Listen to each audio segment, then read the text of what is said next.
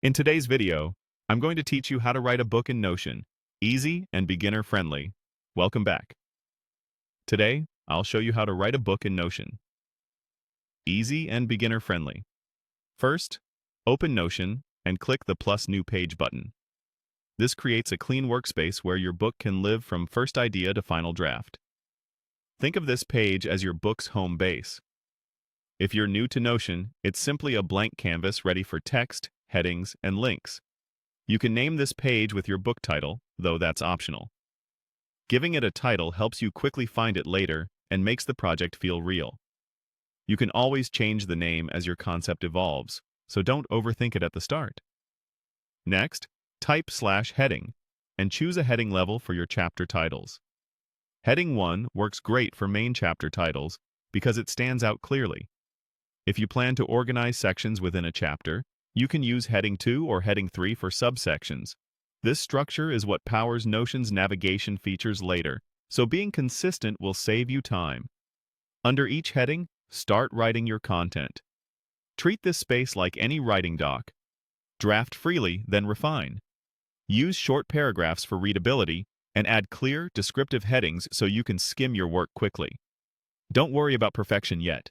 Getting words on the page is the goal. To organize chapters cleanly, create subpages. Type /page, then enter your chapter name.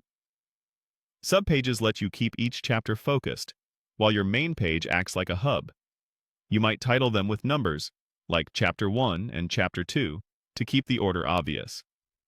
You can repeat the heading and drafting process inside each chapter page.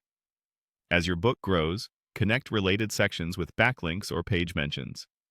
Type the @ symbol and start typing a page or chapter name, then select it to create a link. This builds a web of references between characters, plot threads, or research notes. Each mention creates a backlink, so you can jump between connected ideas without losing your place. If you'd like a quick way to navigate, add a table of contents. Type /table of contents and press enter.